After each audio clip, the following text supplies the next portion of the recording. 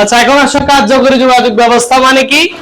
এখানে দেখো, যোগাযোগ ব্যবস্থা শব্দের অর্থ হচ্ছে আমরা একজনের সাথে আরেকজন কথা বলার ধরন, যে উনি কি বলতেছে সেটা আগে কি করতে হবে, শুনতে হবে। এখানে একটা ছন্দ আছে, ছন্দটা পড়ো। যোগাযোগ যদি হয় আন্তরিক, সমাধান পাবো পছন্দ মাফিক।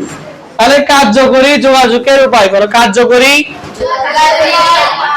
কার্যকরী যোগাযোগের উপায়।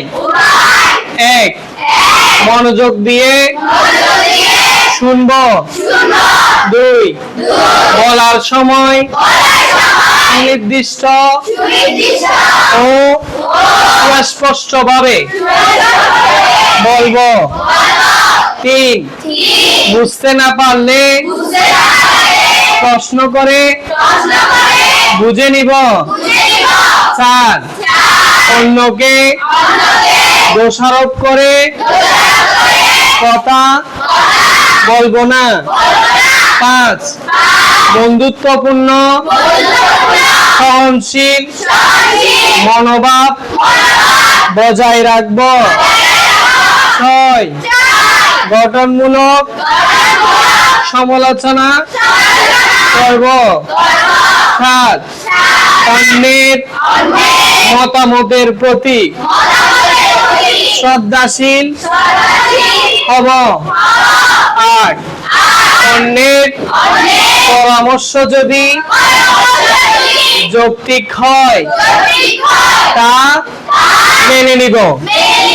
তাহলে কাজ হচ্ছে, আমরা কোনো কথা যখন কেউ বলবে প্রথমে মনোযোগ সহকারে শুনবো এবং তার মতামত, তাকে আমরা সুনির্দিষ্টভাবে কথাটা বলবো এবং তার কোনো যদি কথার মধ্যে ত্রুটি বিচ্যুতি থাকে তাহলে আমরা সেটা গঠনমূলক ভাবে তাকে বুঝিয়ে বলবো, তাকে অন্যায় ভাবে দোষারোপ করা যাবে না। এবং আরেকজন, যে আমরা একটা সেমিনারে কথা বললে বা বক্তব্য নিলে প্রত্যেকের মতামত যাচাই করতে হবে এবং আমরা সহনশীল হব, নমনীয় হব, সহজেই কারো সমালোচনা করব না। ঠিক আছে, প্রত্যেকের সাথে আমরা গঠনমূলক ভাবে কথা বলবো। আমাদের একটা ছন্দ হচ্ছে যে যোগাযোগ যোগাযোগ যদি হয় আন্তরিক, সমাধান পাবো পছন্দ মাফিক। তাহলে আন্তরিক যোগাযোগের উপর আমাদের সমাধান নির্ভর করে। তাহলে ছোটবেলা থেকে আমরা কি শিখলাম, যে আমরা সহজে কারো সমালোচনা করব না এবং অন্যের মতামতের প্রতি শ্রদ্ধা প্রদর্শন করব, নমনীয় হব, ভদ্র বিনয়ী হব। তাহলে আমরা প্রত্যেকের কাছে একটা সম্মানের পাত্র হতে পারবো। যদি আমরা সমালোচনা করি, অন্যের কথার কোনো গুরুত্ব না দিই, তাহলে সেক্ষেত্রে আমরা সব জায়গায় লাঞ্ছিত এবং অপমানিত হব। তাহলে আমাদের স্লোগান কি? যোগাযোগ যদি হয় আন্তরিক, সমাধান পাবো পছন্দ মাফিক। ক্লিয়ার? তাহলে একটা কার্যকর যোগাযোগ কিভাবে হবে সেটা তোমরা সবাই কি শিখে আসবা।